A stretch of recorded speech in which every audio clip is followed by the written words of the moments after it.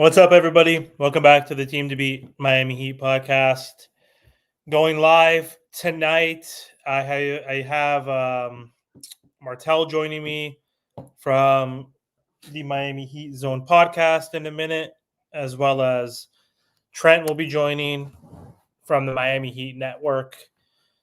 And we also got my friend Neil, who will be joining in a few minutes as well. So I'll wait till I see if anybody else is coming in for a second. Let's see. Trent said he wants me to send an invite. 1 second, Trent. I got you. Martel.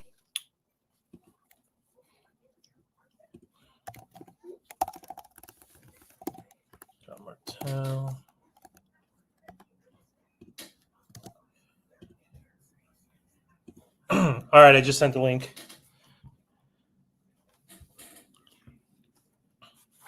Looks like we got one person in. I'll give it a minute to see if a few others want to join in tonight. I'll send the link in the chat in case anybody wants to join the panel tonight.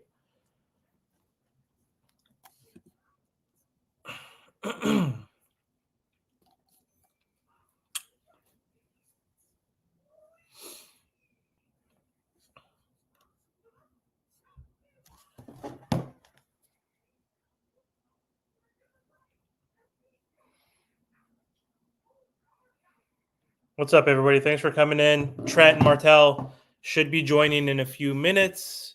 Want to talk a little bit about the Miami Heat, but then also any other topics you guys want to talk about. I specifically want to talk about ESPN's report that came out today, talking about the win totals for each team this upcoming season. So it's just projections. They're never accurate fully, but we'll see what happens. What's up, Martel?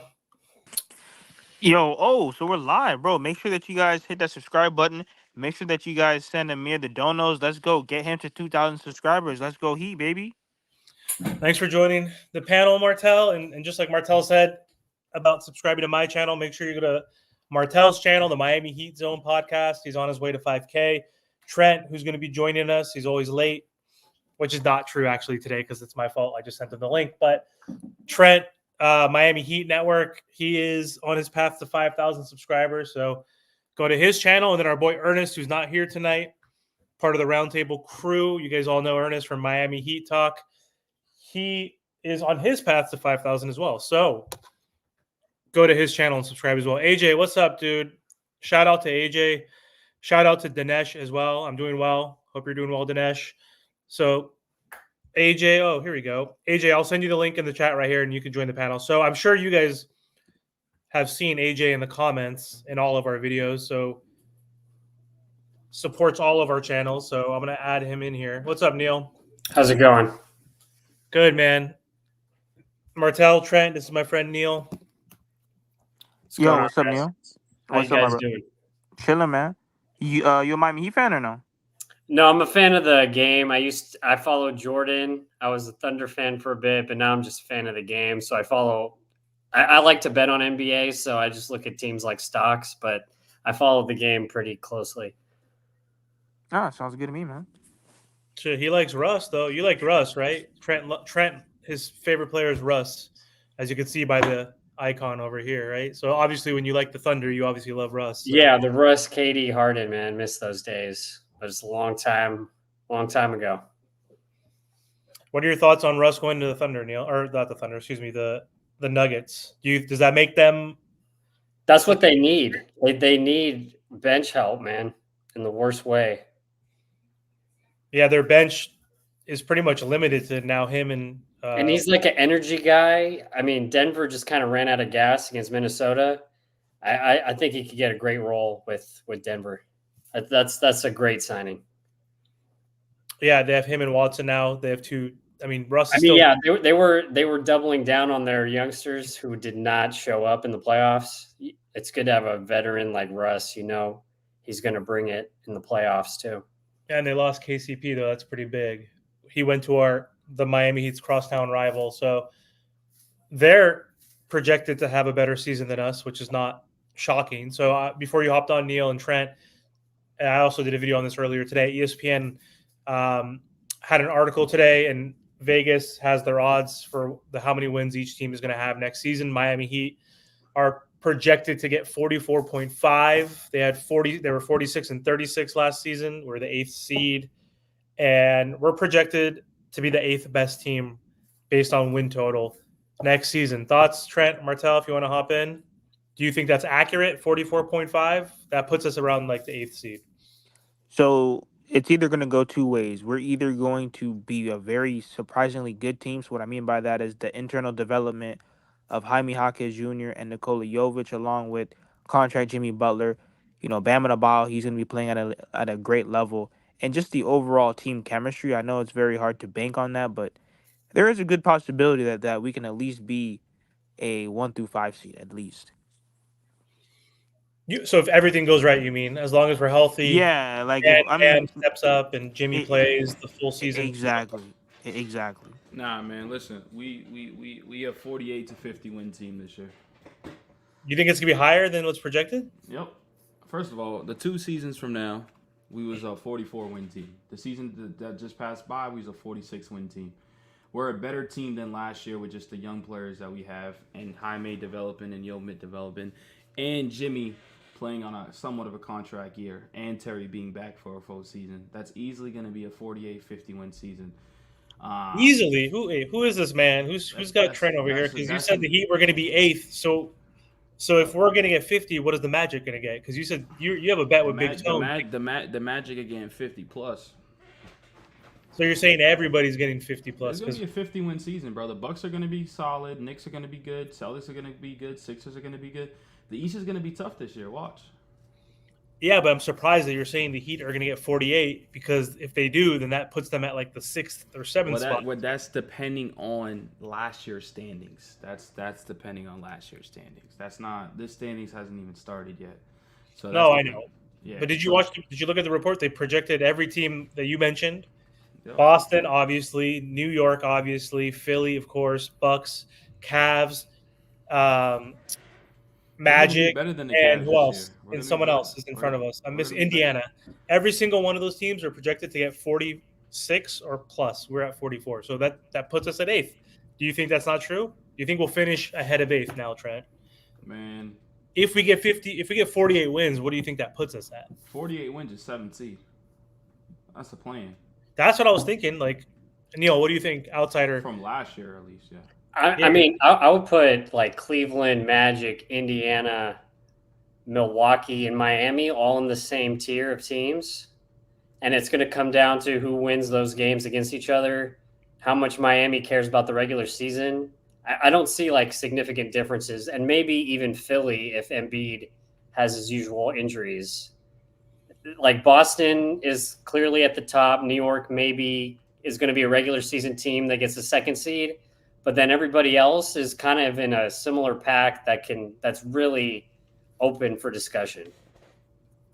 Yeah, there's a lot of unanswered questions again with like Paul George's health, Embiid's health. 3 through 9 is going to be just a battle the whole season. Yeah, we'll see. AJ, what's up, man? Thanks for hopping on the panel. How are you doing today? Oh, for sure. I mean, all work. Listen, man. This is the last year for the Miami Heat to actually compete, so they better go all in. And not trade aspect-wise, but just play hard and just go out there and compete. Because after this season, man, it's all going to be big question marks about what's Jimmy. Does Tyler stay? Once again, he's always going to be in the rumor report. Then Terry, there's going to be a full season with Terry. That can go good or bad, so he could possibly be in there, man. So this season coming up is going to be huge, man. It's going to be a huge season for Miami. They don't get it done, then we might have to be moving on from a lot of people and contract purposes. Yeah. AJ, what are your thoughts? So before you hopped on, you were in the chat, I guess, but what do you think about ESPN's projections with the Miami Heat winning 44.5 games next season, which puts them at 8th in the East if everything falls in place based on, which are obviously just predictions. It's not going to be accurate, but they're predicting a game and a half below what we did last season. So what are your thoughts? My thoughts are actually, I would say, quite simple. So I think they're in for a surprise, number one. Kel'el Ware caught me by surprise. I'll be honest with you. I wasn't keeping up with, college basketball. The number one thing that I will point out, and there were multiple people that I called out, and I told them every time before the game even started, the problem with Miami are offensive rebounds. Every time they actually got the defensive stop and they got the first rebound, it always drove to allow them to create momentum. Every time, if you watch these games, the killer momentum that killed their energy and killed the momentum was always that offensive rebound that defensive team always got and scored on them after they got a good defensive stop. That was the biggest issue. Now that we actually got Kel'el Ware and we can put Bam on the floor and actually have a true center, oh my God. Yeah, I think ESPN is going to be like, I didn't project seeing this. This was unheard of. We didn't expect it, ... Yeah, but now, AJ, not to cut you off about that, go ahead. Right? Yeah, go ahead. Bro, Spo don't play young people, so like I know the expectations are high for Ware, but I really don't see him playing. Like I expect him to play, but I don't expect him to be even in the starting lineup with Bam. Like I don't.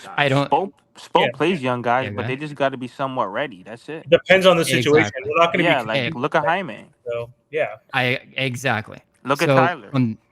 You got it exactly. So, from my perspective, basically what we just saw in summer league, it's unheard of. And like you got to test him out at the very least. In the beginning of October, definitely test him out. Now, if it pans out the way I expected, because we don't need Kel'el Ware to be the oh my God player, we just need him to do two things: block, stay in the center, and get the get the rebound. That's it. Stop offensive rebounds. That's all we need him to do. And protect the rim because he's a good rim protector too, right? Because Bam's Bam's good enough. That's on his forte. Now Bam could be the perimeter defender, and exactly because Bam is he moves quick. He can be at the perimeter, and then he doesn't have to worry about, oh my God, who's going to be behind me? That's basically going to have an alley oop, and then basically I'm going to be scored on. That's what he needs to not worry about. If he can get away from that worry and have Kel'el Ware literally backing him up, and we actually saw this in summer league with in the USA games with Bam Adebayo and AD. My God, forgive me. AD. Yes, thank you. You saw exactly what happened. When it came to Adebayo, he basically had the defensive stop, made the player move to the right, and then AD was right there to block the shot because basically that's what you need.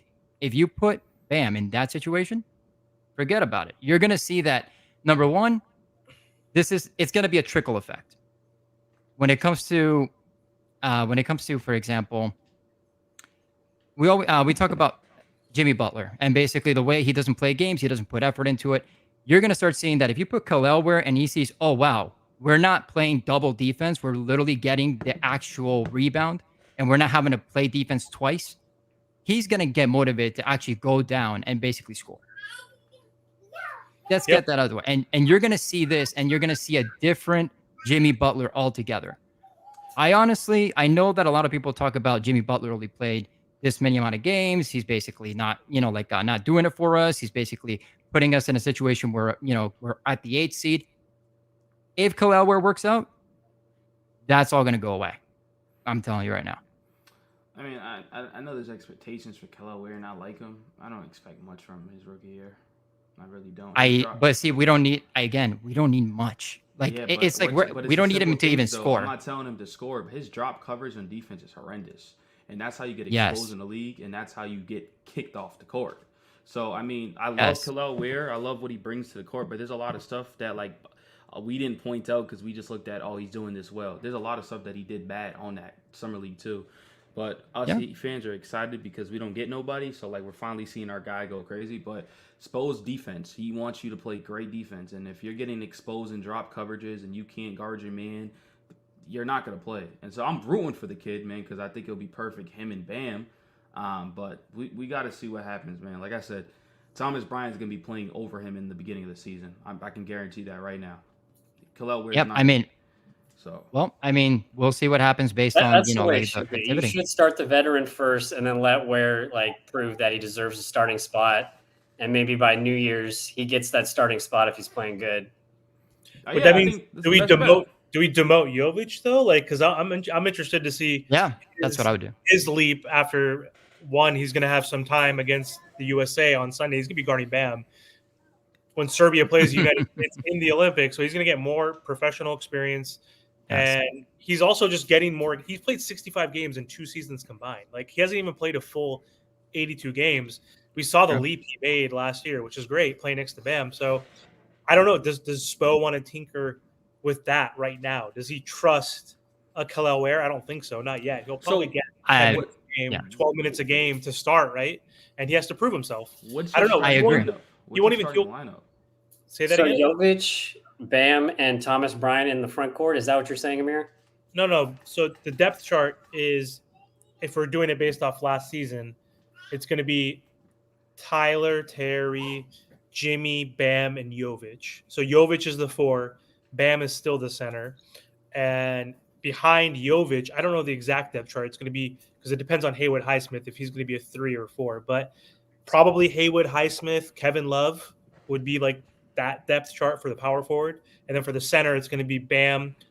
And then Trent is saying, and you're saying Thomas Bryant, and then Kel'el Ware would So be let me the ask y'all a question. What has Jovic done to solidify a starting spot?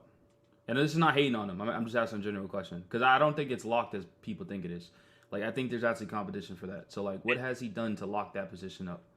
I don't think he's locked it up, but I mean, if we want to continue to play this small ball basketball, which has allowed us to be the 26th best team in rebounding, which is what AJ was saying, we're one of the worst defensive rebounding teams, and offensive rebounding teams too, because we've been small. Martell has been complaining about this for years, like we all have. Exactly. We need functional size, and so unless Spo wants to play small ball because of defensive liabilities, with Tyler and Terry being a small backcourt and getting hunted, perhaps, and Jimmy's getting a little bit older, so he's still a good defender, obviously a plus defender, but he's getting older. He's not the same player. Sorry, my daughter's yelling in the background. That's okay. But it just really depends on Spo's philosophy. Does he want to be defensive minded? Then yeah, maybe Haywood is going to start at the 4 next to Jimmy and Bam.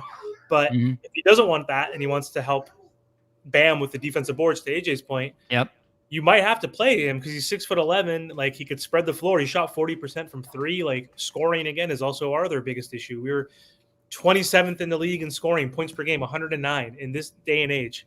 We're the 27th team, 21st in offense rating. So Jovic gives you more offense than Kel'el Ware will at the beginning, more than Thomas Bryant will, more than Kevin Love most likely, because he's 35 and getting older. He's not going to play a lot, and he's a better offensive player than Haywood. So not saying it's a lock, Trent, but because of those factors, I think that's why he will be the starting power forward. I said it better myself.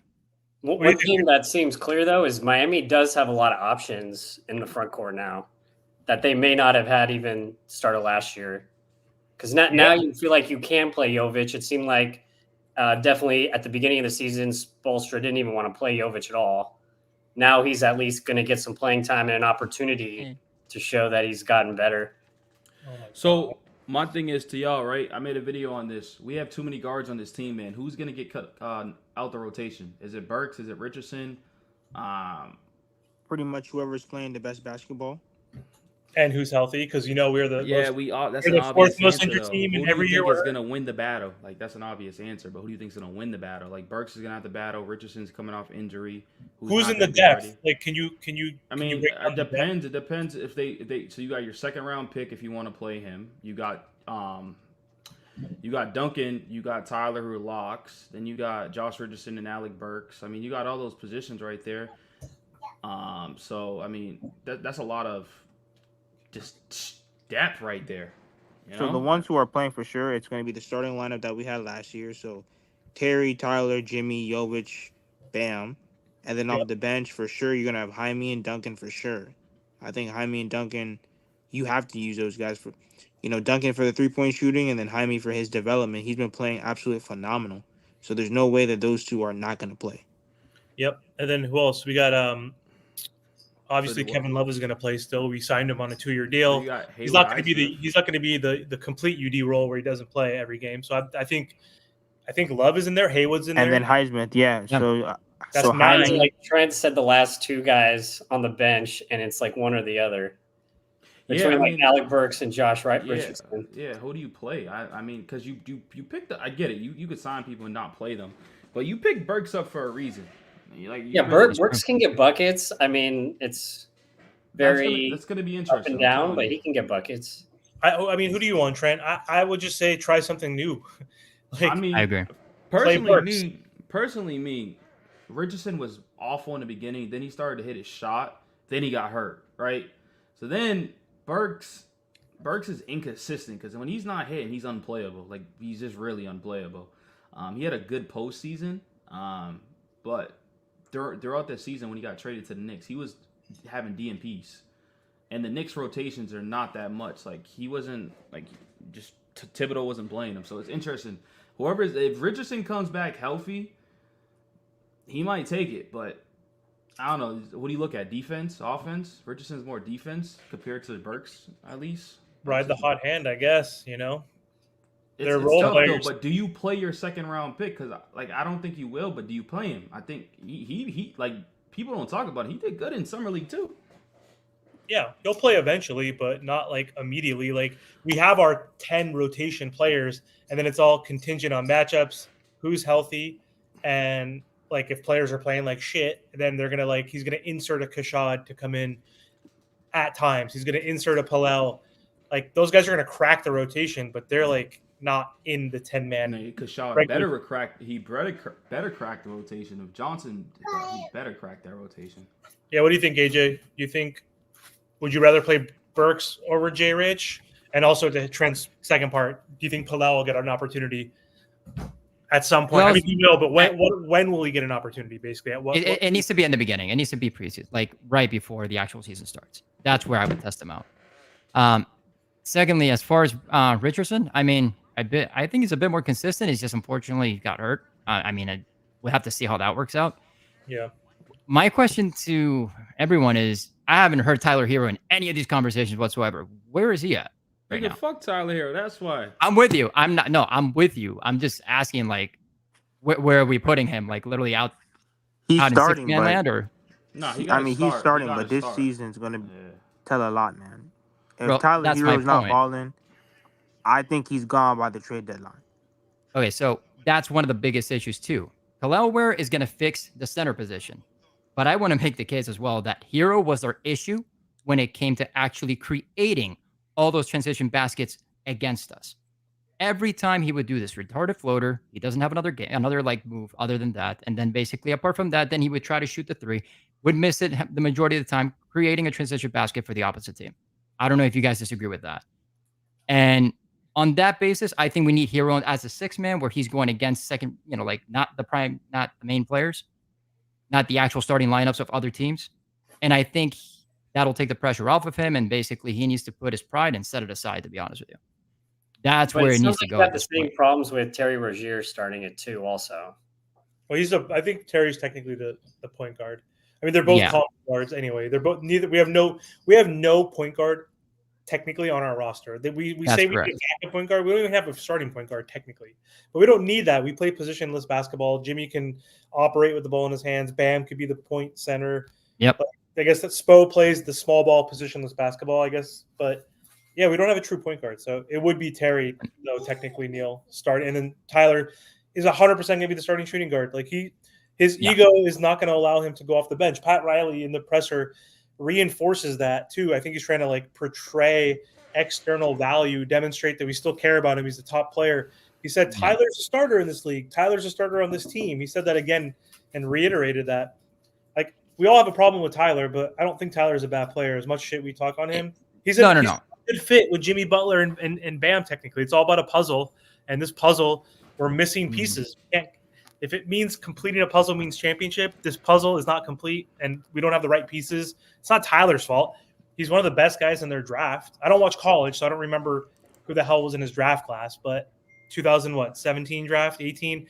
He's still one of the top guys in that draft, averaging 20 points, 5 rebounds, 5 assists. We're just so hard on him because he doesn't fit the right role. He needs to be the 6th man. I think that's what you need. And he showed a lot of flashes. When he was coming off the bench and they were in the bubble making the finals and he was balling out like that, like the ceiling seems so high at that point. Yeah, it was no pressure. It was basically like whatever I do is a positive, and if I don't make anything positive, then they'll just bench me, and the starting player will take over. I mean, the amount of pressure is tremendously different. Let me ask y'all a question. And go you can go, AJ. My fault. No, you're fine. You're fine. So this is like just going a different avenue real quick about Bam, and it might take a little while, but when do y'all think Bam's gonna start getting frustrated when players are not like they're not bringing other because Jimmy. I don't know how long Jimmy's staying. If he stays with us, he retires, he gets traded, whatever. I don't know. I don't care. But Bam's the cornerstone piece. You need to put another piece with Bam as soon as Jimmy leaves, whenever that case is, right? When do you think he starts getting frustrated? Because this is the second off season where now it's like, okay, cool, we ain't land nobody. He's trying to get people to here, right? Like, and what if Miami just doesn't land nobody? You think Bam's gonna eventually get frustrated and be like, I can't do this no more? Like, and then if you think about it, Bam Loki kind of took a pay cut because if he waited till next year and he got like all NBA or some shit like that, he could have got $200+ million. So like, when do you think it's time? Like, he's gonna get frustrated. Like, we need somebody over here because He's already frustrated because he doesn't even want to play the 5 no more. And he's actually been talking a lot more about the undrafted players and about who's around him a lot more lately. Good point, Martel. There it is. So I think he's actually pretty pissed off about it. And, once again, the Miami Heat, they just failed in terms of they tried. The whole Kyle Lowry thing, I might bash Kyle Lowry, but he was the best free agent at that time. Did we know that Kyle Lowry would literally do absolutely nothing? No. I mean, nobody really expected that. Also, too, all the crazy injuries. I'm telling you right now, if Victor Oladipo stayed healthy with the Miami Heat, Tyler Herro wouldn't even be on this team right now. Agree. It would have been a Tyler, Victor, and, Bam going into the future. But it's just unfortunate that we had so many injuries year after year after year. Tyler breaking his hand, Kyle Lowry was injured, Jimmy Butler rolls his ankle, Bam Adebayo, shoulder, Dragic in the bubble. There was just so many injuries that, kind of dampened this team. But to answer Trent's question, they got to build around Bam, and I think that's what they're doing. They're going young right in front of us. Jaime Jovic, Kel'el Ware. We have a very good young core going into the future. But they're not going to just sell off on everybody just to get one guy that may or may not do anything, like a DeMar DeRozan or a Zach LaVine. But, hopefully we can get somebody that can pair with Bam Adebayo, like a De'Aaron Fox. I think that's perfect next to Bam Adebayo. Yep. How do you think our young core compares to the Thunder? Yeah, I was just about to ask. Well, This year's going to tell. Because if Jovic doesn't take a leap, we can ship him off right now. If Jovic does not take a leap this year, I've seen enough. Define take a leap, though, because him taking a leap is within the confines of his role. We have Jimmy Butler. Jimmy Butler has to have a 20-point game, like every now and then, like Jaime. Have a what? I said that he's gonna have to give us a 20-point game, like Jaime did last year, and then also too, he has to improve on his rebounding. There's no way you're damn near 7 foot and you're not getting that many rebounds, especially when you have Bam Adebayo next to you. Yeah, I'm not so worried about him getting 20 points per game. It's more of filling the stat sheet in terms of, to your point, be a better rebounder. Because if you get more minutes, he averaged 20 something minutes per game. If that increases by 6 to 8 minutes, then yes, you should increase your points from whatever it was. I don't have it in front of me. 8 points to 13. Sorry, 8 points to 13. If you're rebounding 3 or 4 rebounds, up that total. If he's a playmaker, he's going to be in transition off the break. Up your assist total. We don't need him to score 20. I think we need him to be just kind of an all-around type of asset because we're not going to call any plays for him. This is still Jimmy's team. We have Jimmy, Bam, and Tyler and Terry, right? No, I'm not saying that he needs to score 20, but just like how Jaime throughout the regular season, I think he had 9 20-point games. There's games where I need to see Jovic kind of almost not necessarily take over, but he has to have a few big games, man. But also to the Miami Heat are not really using him the right way because when he's in Serbia, he's more of a point guard. He doesn't even really want to play like a big when he's on the Miami Heat. True. I just want him to be a better shooter. I mean, if you could just be a little better shooter, that's fine with me. He shot 42. Did he shoot 42% from 3 on 5, 6 attempts? What do you want better than that? Is it really 42 from 6 attempts? I really got to look over that because if that's, I'll look it up. It feels like lower volume than that too. Yeah, I feel like it's way lower volume. You're right. Probably 4. You're right. It can't be. He didn't get that many minutes. I'll look it up right now though. Yeah, you can look that up. Trent, I wanted to answer your question about Bam. He doesn't seem like the type that would demand a trade. He might be expressing his frustration about the lack of talent building around him, but I don't think he would just demand a trade and put the franchise in a box. I don't know. You guys are in the weeds with the Heat more than I am, but Bam just doesn't come across that way to me, at least. He just signed his extension, which to your point, Dame did the same shit, left. But some players have done that, but that's so rare that a player does that. Amir, people are signing extensions nowadays because they want their money. With the new CBA rule, they're not going to get their money. So people are signing their extension, and then they're going to be like, okay, I want out. Now, I'm not saying Bam would do that because I think Bam's here for a while. But I'm just saying, like, Bam just seems a little bit more frustrated. And like Martell said, he's speaking out more about it because, man, he wants to win He wants to win a championship. That could be looked at as a good thing. He's like, why aren't you trying to make us better? Yeah. You know, it's not like I want to get out of here, trade me. It's like, why aren't you signing players to make our team better? But if they're not doing it, you got to make a decision. So, well, at the end, I'm telling you, the one answer that's going to fix everything or make or break is going to be Kel'el Ware, unfortunately, because before Kel'el Ware, it was just a run it back all over again, and then basically we'll see if we get some sort of magical, hero ending. Kel'el Ware will make it or break it. He will be the surprise entity that we will see if all of a sudden it fixes the main problem, and then we're going to go from winning quote unquote 44 games to winning, I would say, probably 54, maybe 56 games. If everything turns out the way I would imagine it. Because the weakness of Miami has been offensive rebounds. Again, allowing offensive rebounds. That has been the Achilles heel for them. You address that, everything else will fall into place. Now, as far as Herro is concerned, he needs to go in to be the sixth man because that was the other Achilles heel. It's not a coincidence that we had literally Herro a year ago, like basically when he got hurt. What a coincidence that we made it to the finals. I'm sorry. Like people, I know this isn't mentioned very often, but it's not a coincidence. Now, all of a sudden, they left him against the Celtics, and what do we really expect? But look, though, so what I'll say to that, I agree he should be a six man, but I would disagree. If Duncan's not healthy, I don't want him on my team. Oh, for sure. Yeah. That's assuming he's healthy, of course. Yeah, because back injuries linger, and, man, we've seen him attempt to play, and I'm hoping he's good because we need his shooting ability. But he attempted to play, and now it looked bad. So hopefully he's all set because then I'm like, okay, then good. But that conversation is always going to be brought up of Tyler to the bench. He needs to go to the bench. Like, if he doesn't, it's going to literally be like our second weakness that has literally hindered us and made us lose quite a few games last season. Easily. Go ahead. He said, who's the host? Amir, take over, bro. Look at your chat, man. Your chat saying, who's the host? I'm the host. Sorry. Why ain't you hosting it? I am. What do you mean? I'm on a panel. I'm letting people talk. Clearly, your supporter don't think you the host. No, what do you mean? No, they're asking. If you were reading the comments, this is one of AJ's friends over here that you brought into the chat. If that's true, right, AJ? I'm not sure. Is it Miss Anime Games? Oh yeah, yeah. she's one of the streamers that I know. So there you go. Get her in the panel, man. She know Heat ball. She a Miami Heat fan? Says she's from LA, so I don't know. No, she's not a NBA fan. She's an anime fan. You want to talk about anime? She'll do it all day long. But gotcha. That's Trent's forte, not mine. I don't watch it. There's nothing wrong with it. I just don't watch it.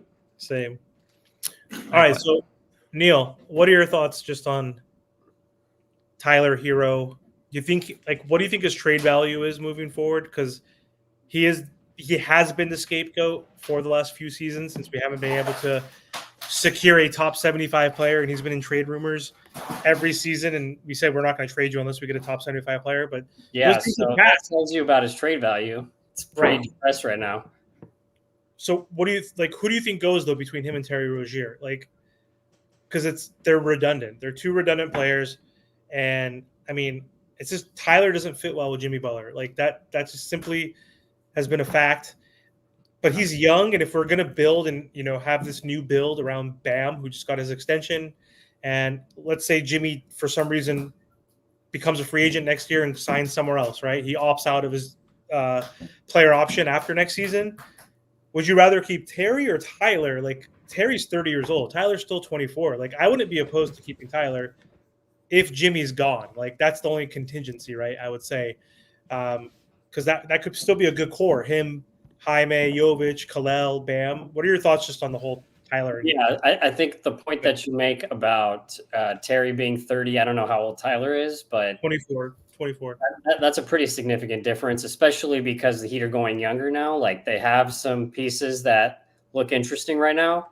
So you can just double down on getting younger, and then Bam becomes the leader of the team. then I think you definitely got to go Tyler Hero direction in that case, if Butler's gone. Yeah, I'm trying. You can go, AJ. I think of like Jimmy Butler, like, okay, I know we don't talk about like what happened with, with the whole extension with Spida and so forth. I know this is like yesterday's news, but I know, Trent, remember I had kept like commenting like the whole situation and kind of how I felt about it. Now, I never really explained why I felt the way I felt. Wait, hold up. Yeah, go ahead. Hold up. Wait, what's your YouTube name? Yeah, AJ. What do you mean? Timeout. Dude, Timeout. What do you mean? Timeout. Look at this guy. Oh, come on. He's talking crap on the host. I'm the host that reads the comments, and I always see AJ supporting us, criticizing, which I appreciate, AJ.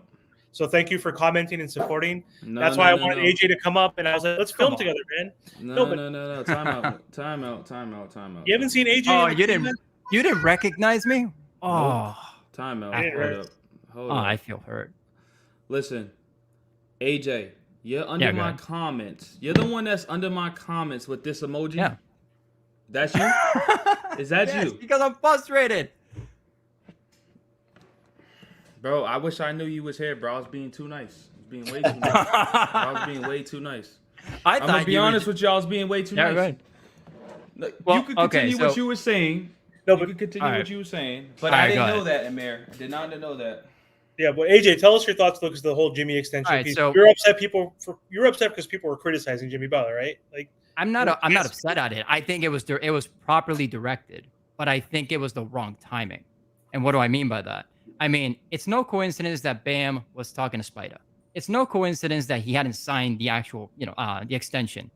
And what was driving me crazy is that I don't know, from my logical sense, Spida is looking at, okay, I got hurt just as well in Cleveland, and they're giving me praise.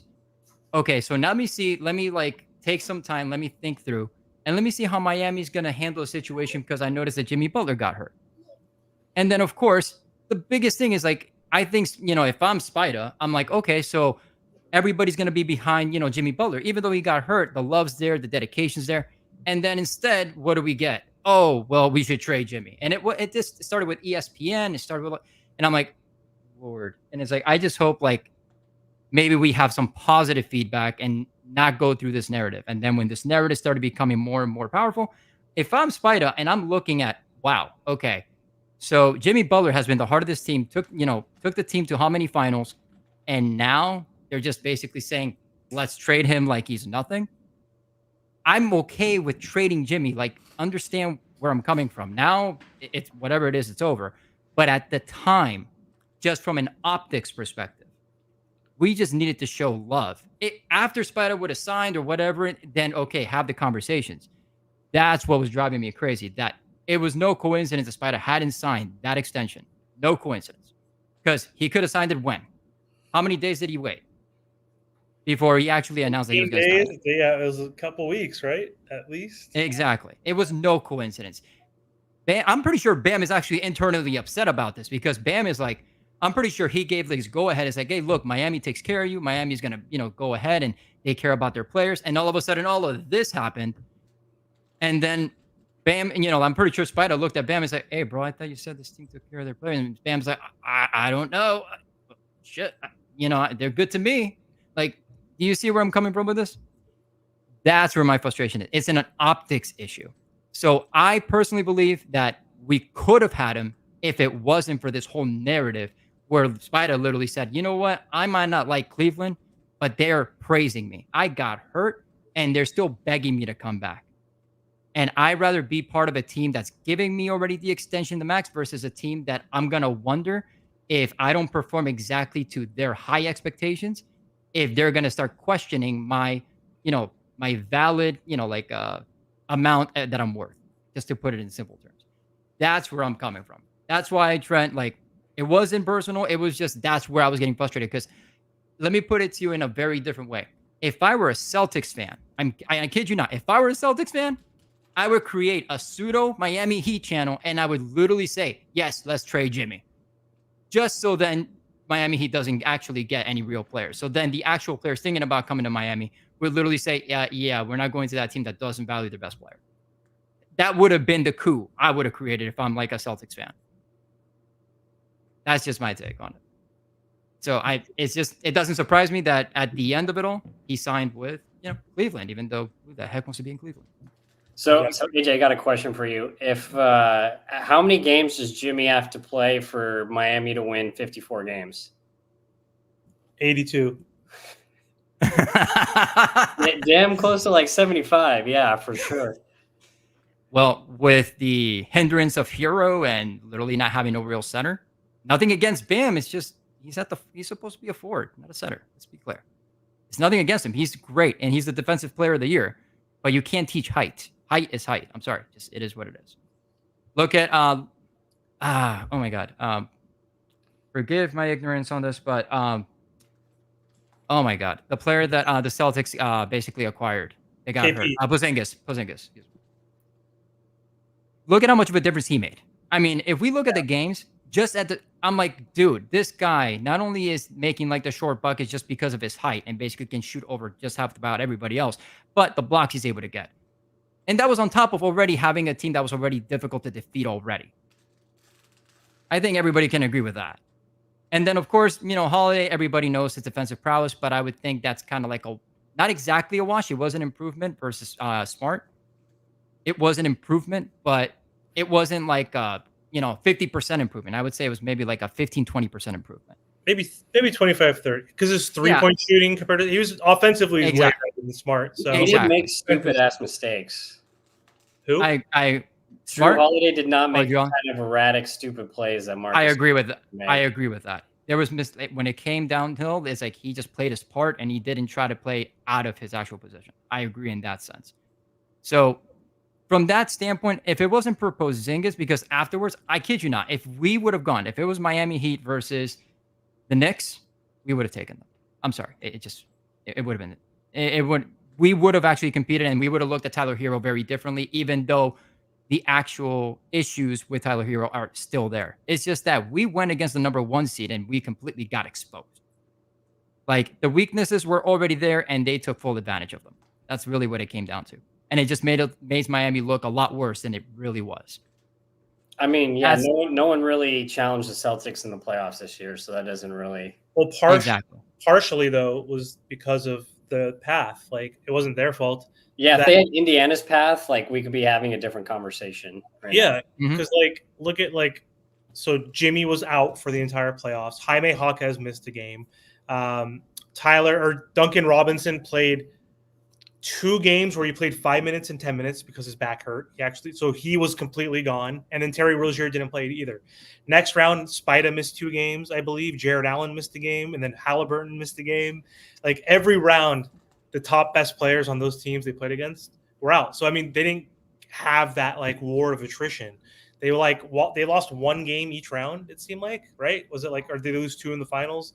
Did Dallas win 2? I don't remember. No, they swept the Pacers. Mm-hmm. They lost 1 in each round and swept the Pacers, so they lost 3 games. And they won. So they beat Dallas in 5. Okay, so so they had an easy path. I mean, granted though, they were the best team in the NBA by far. They were historically like one of the best offensive rated teams in NBA history. They were number 1 in offense, number 2 in defense, number 1 seed. So like people always say, yes, what I just complained about as a Miami Heat fan, but they probably still would have beat those teams with their best players because they were the best team head and shoulders. You know why they were the best team? Because Trent brings this up. You know who their role players were? Our role players were White. Oh God, I can't believe he came out and played like Tyler Herro, I guess. He thinks he's a star, but he's not. But our role players were Jovic. Their role players were Derek White and Drew Holiday as their backcourt duo, and Al Horford, former All-Star off the bench, and even KP. Like KP's not an All-Star. Porzingis is not an All-Star. The 2 stars on that team are the Jays, right? And they're surrounded by those 3 guys. You want to elevate Porzingis or Drew Holiday, one of them, to a star? Fine. The other 2 role players are still Derek White and either Drew Holiday or Porzingis, right? Like that's elite. That's elite. And along with that, just what you said, Amir. On top of that, if Jimmy would have played, we would have taken him 6 games. Guaranteed. You think so? Even what about Yes. what about if Terry and Duncan were out still? Terry, I think that it would have been a plus, and he could have basically taken us to the 7th game. But obviously with the neck, obviously he was out. I mean, And then they of did course, win a game, so it's just one extra win, right? You're saying no, but are you saying the Heat would have won in 6 with Jimmy, or gone to 6 games and lost? gone to 6 games, and gone lost. to 6 and lost. Oh, I thought you freaking were saying they're gonna No. win. Gone to 6. No, they would have won. They would have gone. They would have taken to 6 games. Now, let's be clear. Our leader was Herro. Like, dude, every time he had the ball stolen, like, he kept getting stripped. Like, by if Derek I White were and Drew Holiday, by both. Exactly. Yeah. So if I were like literally the starting line, I'm like, bro, we got to go to defense again. Crap. Okay, dude. Okay, let's see if we can make a play. Crap, you got it stolen again. Oh my God, here we go. I mean, I'm sorry, but this, like, the mindset and the amount of like pressure that it creates, just having to deal with, okay, dude, can you at least create a play where we can actually get something going without us having to run back literally to the other end of the court? Come on. I mean, it was like deflating. Just watching it was deflating. I know that if it would have been Jimmy Butler, that wouldn't happen. He would be like, no, Herro, like, bro, you're getting your shit stolen next. Like, I'll take over. I'll go ahead and play point guard, and basically create a play. So it would have taken him to 6 games. And keep in mind, based on being like literally the best, the best team, basically, unfortunately. Which, Yeah. I hate the fact, but it is what it is. But yeah. Now, if we would have had Terry along with Jimmy, let's say completely healthy, it would have gone 7 games and we don't know what would happen. Like, we just wouldn't know. But that's how, believe it or not, that's how good Miami would be if they had Jimmy and Terry. Jimmy is so important. People don't realize. So I don't know. Jose is saying playoff Jimmy is a fluke. Trent, what are your thoughts on that? Neil? Man, I'm just still shocked this is AJ, because AJ's under my comments always saying my videos are clickbait, bro. So that's why. Wait. One. No. One. Yep, you're right. One. What did it say? You can read it, and I'll go verbatim. Yeah, because it's every video that you do, and clearly you don't listen to what I say or the title. So this is why I'm staying silent right now, bro, because I want to go off. Even my supporters on you, AJ, don't like you. They go into your comments and say you're a clown. That's okay, man. It's You're fine. But my point being, here, let me put it very straight. I have a problem looking at a dictionary, reading the definition of the word report, and then basically having ESPN say, we are reporting, and then they say, well, the report is somebody literally just commented and within a sentence said that Kevin Durant's going to get traded. I'm like, that's not a report. That's a rumor. That's fair enough. You said that. Hey, you said that in my comments. Do you remember, AJ? But do you know how content works? Do you know how content works? I understand, but at the same time, do you know how content works? Answer my question. Yes, of course. I mean, are you mad about it? Dude, when you see, this is how I know you don't know how content works, because when you put dumb comments like that, and then for new people that come in my channel and they look at certain comments like that without even watching a video, that affects my channel for you putting false information on the comments. Do you realize that, right? Wait. You gotta because in my titles they're never clickbait. Wait. I literally speak the truth every single time. Here we go. All right. Yes. All right. So I'll let you finish. I just don't want to interrupt you. Go ahead. Okay. So when you put dumb comments like whatever you do every single time, and say, "Oh, this is not a real report. This is this is that." What do I say in my videos every time when I'm starting off making this video? Every single time I say, "Listen, this is probably a bullshit ass report." Bullshit. It's always bullshit. I always know that. But for you to how to operate YouTube, you need to do certain tactics, and the mayor knows these. Only people that know how to operate YouTube and continue to do shit. I ain't gonna keep going deep into it. That's how you do stuff. Trent's lying. Stop lying. Trent calls me. He's like, "How do we make up fake shit all day long? Where's the fake news duo over here?" I don't need a fake shit at all. I don't need a fake. I respect their base. But what I'm saying is to you, and I'm gonna let you talk. What I'm gonna say to you is, I want you. If you don't like my content, that's cool. I actually love your content. Listen, I want you to listen. No. Every comment he comments is a negative comment. It's never a positive comment. If I didn't like your content, I wouldn't even follow you. So why is it always negative comments? Why is it always negative? Hold on. Okay, answer I call it, I'm going to answer it. Okay. To me, it's called constructive criticism, and it's called actually relating, and giving you feedback. Now, from the Appreciate standpoint, that. hey, positive or negative, listen, I don't want to bring up politics, and I'm not going to bring up politics. I'm not going to name names. I'm just saying that positive or negative publicity is still publicity. So You're just right. like you said, okay. So like at the end of the day, what creates traction? I don't know if you've seen Pokemon, if you've seen Destiny, if you've seen any of these people. What do they get most of the attention from? Well, now, yeah, of course. They get the attention from conflict. Every time. They don't get attention for agreeing with somebody that actually sees reviews. They build they're in their career right now that's already deep enough that they're when they started. Look, I can tell you right now. I don't pay attention to Pokemon. I'm gonna be honest. I don't pay attention. I see it on Twitter, so I see all the stuff. Only thing I know about is her food and all the tweets she said about. All right, so this is what What are we talking about? He's trying to make a point. He's trying to I make know, a I'm point just right messing now. around, So- trying to lighten the mood. It's fine too. I love this. Oh no, I mean, so Open from a dialogue. positive standpoint. Oh yeah, no, from a positive standpoint, I can tell you that I've done IT setups for multiple streamers, and they even tell me what their tactics are. So take it from me, like if I'm interacting with you, positive, negative, whatever the case, believe it or not, it might create traction and it might come off a certain way, but believe it or not, it's actually hitting the algorithm in a way where it's actually getting you to get noticed. So no matter what I say, as long as it's not like disrespectful and to the extent of like you or doing ad hominems at attacking you, as long as it's not to that extent, bro, it's all positive. It's all publicity. So And- from that standpoint, that's what I would point out. And I listen. thought this was kind of given. Listen, and from the creator side of me speaking as Trent, Sure. right? And I and I told you to hop on, and I didn't even know it was you. That's why I'm just speechless. But I did tell you to hop on the show, right? And All right. I'm gonna continue to say what I said. Whenever somebody sees a negative comment or it says clickbait when it's not clickbait at all, before people even watch the video, they look at the comments. I know a lot of people that do that, especially on TikTok, YouTube, whatever it is. Instagram, they always look at the comments. As soon as they look at the comments and they see that shit, they're already in their mind, they're like, okay, this nigga's clickbaiting. Why am I watching this? So now you're taking my money. You're taking certain stuff away.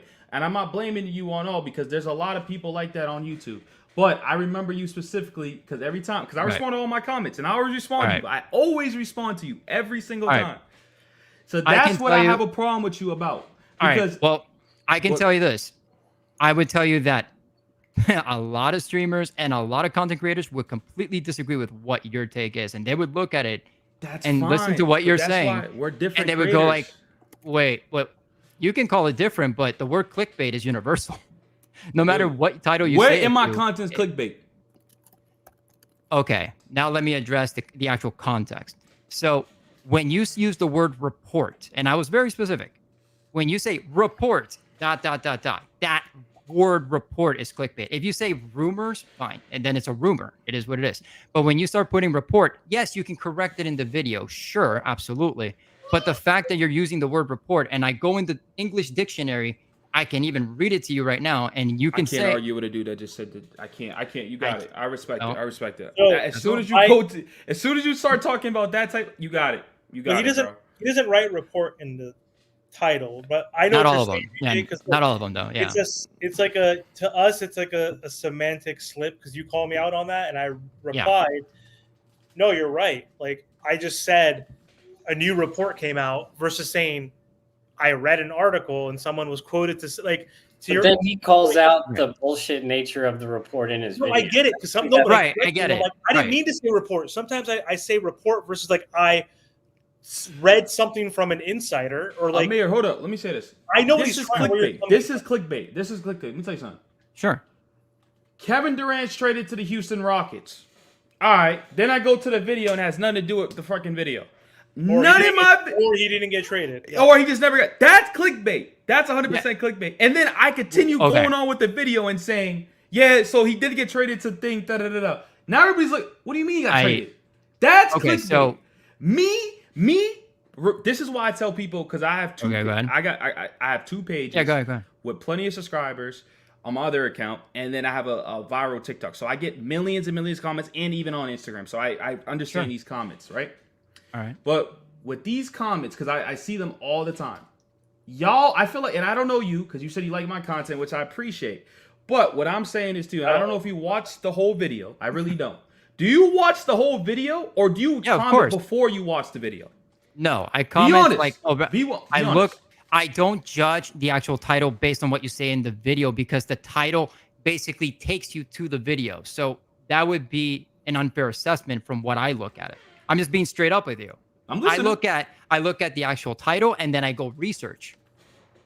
Okay. And then I go, okay. And then I'm like comparing those two. That's what Okay. I do. Okay. And then I call it out. So when you correct yourself in the video, I think that it's already technically already clickbaited because they're already in your video. I'm just saying that's the way it comes off. That's what the definition of clickbait means to me. If you tell me it means something different, then maybe we're just disagreeing on the word and the definition of it. And that's fine. So there's that. Everybody got their own opinion on it, and Yeah, I'm the creator absolutely. here. I'm the creator here, and I don't know what it is with you, bro, but I actually laugh at some of your comments, though. I really do. It's all love, man. I mean, No, listen, honestly, you know what, it's something? all I wanted good to or bad talk to you, publicity, it's so all good. I'm glad that Amir put you in it, because I said I wanted to talk to you, like, probably like a month ago. Yeah, I think you told me to join Yeah. Discord, and then I joined the Discord, but then I don't know, like, out of all the Yeah. names, I don't know how to reach out to you. Yeah, because there's like 100+ people in there, but I don't really be in there. I let like all my supporters talk to each other and have fun and stuff like that. He's a supporter too. Oh, He's just talking shit, bro. Talk shit back. I'm not saying he's not a Just supporter, but watch. sometimes you need to talk to your supporters. Sometimes you need to talk to them. That's why I brought him on, because he wasn't. But you should have told me that. I didn't know this. He was talking smack in my comments too. But like, I'm like, I I just- laugh. Like, I just look at it. I look at it like, hey, it's all good. It's all publicity. I mean, it is what it is from that standpoint. I'm not trying to be disrespectful, and I'm not judging like what you say on your video versus what you put on the title. I told you, I look at and I actually research once I see the title, and then I determine it that way. That's how I basically look at Fair that. enough. That's how I come to it. So Nelly, I'm sorry if I pronounce your name wrong. Is that Neil? I can't. Yeah. pronounce it. Okay. Do you watch Nelly, our? he's a Saint lunatic over here. Okay. Do you watch our content? Do you watch our content? I've seen a lot of your videos. Yeah, not so much in the summer, but during the regular season, I was watching your videos. Really? And he's not a Heat fan, so look at this. Even I'm That's getting you interesting. supporter. My I friends gotta support my boy Amir. Fuck Amir. That's the quote of the day right there. Oh, fuck I mean, Amir. all right, screw Mr. Clickbait over here. Fake news. Nah, man. Nah, Oh, man. bro. Listen, But- man. It's all love, bro. I Yeah. just wanted to have a conversation with you, bro, because I view at certain things and you look at the certain things, and that's completely fine. I'm gonna still Yeah. upload the same type of videos. Yeah, I you do, call man. out- Absolutely. I call out the same bullshit that you say, but I just don't consider it clickbait, because a lot of these reports, like Jalen Green for Jimmy Butler, is probably bullshit, and I say that it's And- complete well, bullshit. I mean, just to be clear, I could show you the amount of people that I actually call this out on. You two are not the only one. I'm It's sure a you lot do. of people that I call them Yeah. out on. Every time they misrepresent the word report, I'm like, this ain't a report. Do they Even though they respond to you? correct themselves in the video. What if we say Well- an article versus a report? That's fine. Articles. Do they Yeah, respond so it's to you? kind of a slip in a sense. Yeah. you know? Do they respond? Because I'm wondering, do they respond to you when you call them out? They actually do worse. They basically get butthurt and they basically ghost the actual comment itself. Oh, they delete it? Yeah, they ghost it. Like you could see it on your end, but they end up ghosting it. And you could tell it basically affected them. Like, I don't know if you heard of Piers Morgan. I mean, I think everybody has. Yes. He ghosts every single comment, God knows to man, unless it's positive towards one side. Yo, That's all it is. this- I'm not this going to thing- get into it, but Yo, this came from a sport page to YouTube freaking learning. Yes, we got stoner bars Yep. in the house. What did it turn into? It says just came read the from definition, YouTube Trent, read learning. Yep. But yeah, man. Is to attract So- attention and encourage visitors to click on a link to a particular webpage. These recent reports of the show's imminent. Okay, fair enough, Stoner. Appreciate Yeah, that. absolutely. And then also, I want to be clear. The first people that actually started using was ESPN. And it drove me insane because they kept calling report. And I'm like, bro, rumor. And literally, they're the ones that started the whole Jimmy Butler trade fiasco. That was the problem. And then I honestly believe that lost to Spida. And that's what if I had to pick something I'm upset about as a Heat fan, I believe their quoting of reports took away Spida from us. God, I hate ESPN. Yeah. Oh, has the It's mighty nice. fallen, right, Neil? Did you guys see Side note, real quick, before we get back, I want to go back into some Heat topics. Yeah, for sure. Did you see that? What is it, Turner or Discovery, whatever? Whoever owns TNT, lost the bid for the TV rights with the NBA. So Amazon Prime, and Disney and Hulu won the bid to broadcast NBA games after next season. So next year will be the last season with TNT, with Charles, Kenny, Shaq, EJ, like that after 40 years. Oh, That shit is insane. What are your guys' thoughts on them leaving TNT? Yo, I think it sucks. Amir, can you put all the comments on the screen, man? Like, you missed out on so many comments, dude. I'm looking at all these comments, man. Check shiny face Trent. Bro, why are you not putting comments up, bro? There's so many comments. There's so many comments. You're putting like one comment per hour. Well, I mean, there's 4 of us. I mean, I don't know.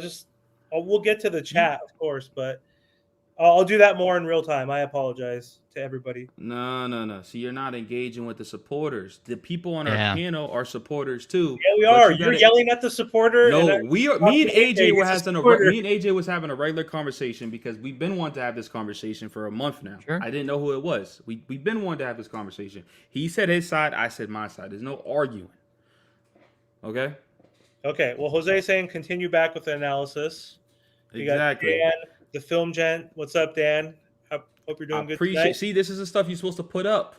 Well, we're talking. Yeah. You, Ernest, Ant, Trent, and Martel, along with Big O, are my go-to guys for the Heat news. Let's go. I appreciate see that? You see that, AJ? The Heat news. They're coming from news. Yeah.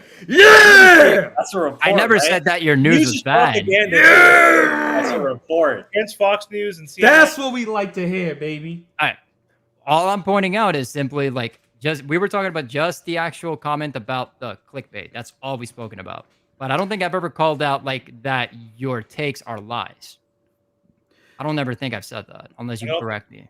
Unless Trent has receipts, I don't think you. I don't think I've said that to me. You've said the report thing to me before, or you were upset with like some Jimmy takes, like people. No, he every time I talk about Jimmy, he thinks I'm a Jimmy hater too. We can go into that conversation too. Well, it's exactly why I was saying, because I hope you understood that like the more we negatively talked about Jimmy, we had Spider literally witnessing all this. I believe Spider watched all these shows when he was doing it. Yeah, okay, well, dude, I believe it. I think he does his research. Spider watched this show, you know what? You never know who watches your videos. You never know. You're right. Spider can be watching right now. No, I didn't say right now. No, when Spider he was could be looking watching right now. Spider could be watching when he was looking into coming to Miami. If I were him, I would be like, let me see what the fans are saying. Let me see what the small podcasters are talking about. That's what I would do. Yeah, but so you're saying like the negative sort of narrative around Jimmy, like the opposite of motivated. I can't think of that word right now. Yeah, demotivated. Yeah, absolutely. Demotivated Spider to come to Miami. Okay. That's because he was like, first, money's important, but he was literally thinking, I want to win a championship, and I know I could do it in Miami. He was convinced by Bam. He was like, Bam was saying, dude, if we team up, we got as best of a chance as any.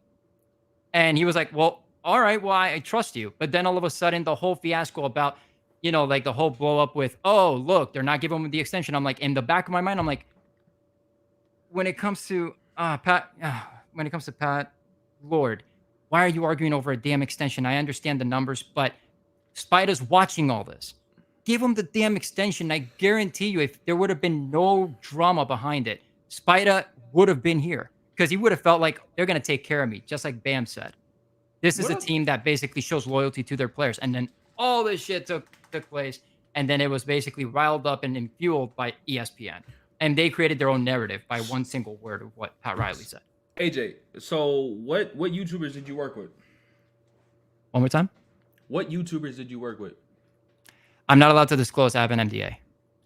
Damn, they NDA. Well, because I do computer setups, and basically there's they don't want to know. They don't want to gather who I am, and then all of a sudden have them get doxxed through me, if that makes sense. Got it. What is this for? Gaming streams? Pretty much, I do all type of computer setups. So I'm an IT consultant. I run my own IT company. So I do from corporate infrastructures, Active Directory servers, all the above. Based where? And then of course, here in Florida, West Palm. Plug it. And then I'm from California, dude, but I'm a Heat fan basically my whole life. So yeah, and I came from Chino Hills. I was recently there for 2 months for project. nice, very cool. How did you guys come across our page? I'm a Miami Heat fan. I mean, I'm just gonna show you some. Like, bro, look at this. Okay, I see them. I see it. I thought you were gonna pull your pants down. I thought you did. No. It's just like, dude, I've had these since the beginning, Dwayne Wade, bro, and the whole works. But that's why I was driven so crazy with this whole like Jimmy Butler fiasco, worrying about one extra year. I'm like, Jesus, I wish it would have never happened. This whole drama. I'm gonna be honest with you. That's the first take I ever heard of saying like nobody thought of it. Because I don't. How do you feel about that, Nelly or Neil? Nelly. Yeah, Neil. I mean, Just call him Nelly. Who's Nelly? He's the same. Generally, how do you feel about that? Do you believe that's true? Like, I'm interested to hear what you got to say about that. There's definitely some players that might do that kind of 3D chess or whatever you want to call it. They're like, this organization won't have my back, so I don't want to sign there. I don't think that's super far-fetched. I mean, just look at the evidence. That's all I say. Let's just narrow it down. Why did he wait to sign the extension? You sure you could have signed it? The money was already there. It was already offered. Like, you could have signed it day one. Man, he was never coming to Miami. You can believe that, but where else was he going to go? That ruined their chances because all the rumors were about how Miami does not value their number one player. You could say Yep. that, but I don't think he would have had the leverage too. he was to get never coming though. He was never coming. And he had the leverage to actually come. We didn't have a lot to give though, so it still could have been difficult. Listen. But he had the leverage of like, I'm walking anyway, so get something from Miami. AJ, I'm telling Exactly. you. I'm telling you. Like, I'm not Sure. saying it from me. I'm telling you, he was never Sure. coming. Like inside, he was never coming. He was never coming. Well, the unfortunate part is I would have rather found out the hard, like not gone through the Jimmy fiasco, give him the extra year and found out he's not coming than what happened and we'll never know. Because now, okay, great. We saved an extra year. But I know Jimmy Butler, when I look at him and what he had to go through last year, like this past season, he had no motivation. If I were Jimmy Butler and I was told okay, we didn't bring any players in, you're going to have to make do with what you've got and basically make it work. If I were Jimmy Butler, I would be like, I'm going to cruise through this. Like, I just went, on the Knicks series, I basically already hindered myself and I'm trying to recoup from that. I'm not going to expose myself and trying to, be the best player during the season or show off or whatever the case, when the reality, all I care about is a championship. I really have no motivation to actually, create even more consistency with my current team. I've already played with them for how many years? That's the way I would take it if I were Jimmy Butler. And I think his play and the amount of games he took off displayed that. So to me, this Kel'el Ware coming to the Heat, I understand it's a long shot. I'm not saying it's a done deal. It's a long shot. But if he works out, that is going to be quickly the motivation that Jimmy Butler will have in order to be like, okay, now we're not having to play defense twice. I'm definitely going to give it more of a consistent effort during the season. So then we can go ahead and get a higher seed. It's all a domino effect. That's just my take. Fair enough. Listen, any supporters want to hop on the panel, man? As you see, AJ got on the panel. Nelly got onto the panel. Anybody want to join the support? I meant the support. The panel. Amir dropped the link. Yep, the link's I up here. I want to talk to my supporters. I don't really get to talk to y'all. I get to talk to y'all in the comment sections, but I want to see y'all face. True. I want to hear y'all voice. Pause. I want to see y'all. I want to. You know what I'm saying? Yeah, feel free to. I'll resend the link. It's at the top of the chat. I want to see what's going on with y'all, man. Because listen, at the end of the day, I made this channel 2 years ago. My second channel. I did not expect to be where I'm at right now, man. So gaining a. And you're doing great, man. And I appreciate. Got to tell you, I seen the shorts come up on the algorithm and everything, bro. So it's pretty impressive so far. Have you seen mine? I've been doing a little bit of shorts. Fuck Amir. Fuck you. Bye, Amir. Fuck. This is my life. I think the host now. Look at this guy. Nah. Listen, let me tell everybody the supporters. Listen, me, Amir, Martel, and Ernest, we came up as a group together, and we've been growing since. When I met Amir, he was at probably like 500 subs, maybe. This dude's almost at 2,000 supporters now, bro. So the growth, appreciate from all y'all, man, showing us love. It's been amazing. Like I said, anybody that wants to join, let me talk to y'all. It could be good, bad, positive, negative, whatever it is. I don't care. Come on up. Just cup So on. someone asked in the past, Neil, or Nelly, excuse me, I forgot your name is Nelly. What's that poster, that silver poster? Is that MJ on your wall? What is that? No, it's the thinker on the moon. Oh, like Oh, that's awesome. Yeah. can you Get tilt a your screenshot of that. can you tilt your phone or computer so you get a better? Can you see it better? Yes, sitting on the moon. Okay, I can see it now. Yeah. I thought it was like a basketball. Someone asked. I think it was your friend, AJ, Miss Anime. Yeah, I I think do she's have a always curious moon about it. poster in a different room. So Nice. Raziel says Heat shock none of us, and they get 50 wins next season. I said it first. I mean, we talked about this earlier, Raziel, before you hopped on. ESPN projected the Miami Heat to get 44.5 wins. So I say 50. I say 50. they won 46, and they didn't give a shit about the regular season. You can't win 4 more. If they give a shit about the regular season, 50 is like possible. It's within reach. Like, yeah, totally. And Trent's not funny, Mr. 81. But no, Dude, we were the fourth most. Why are you interested trying to last take year. all the people that like me? Okay, motherfucker. What? You motherfucker. He thinks I'm funny. Let it be. All right. He's a Laker fan, so we don't really care about Mr. 81. No offense, Mr. 81. And I'm Actually, you know obviously what? messing. Yeah, with- actually, Mr. 81, get the fuck out of here. You're a Lakers fan. You know Mr. 81. No, I know him. I know. Let me, I know that you know that I know that you know him. So let yeah. me shout him out real quick. Actually, I appreciate Mr. 81. This is Me all too. love. This I is do. all me talking shit. This is just my personality. Don't take nothing personal. Mr. 81, when I need just a regular thumbnail, he comes in clutch for me. So appreciate that, man. Do you buy him off of him, or does No, he? he makes them for free.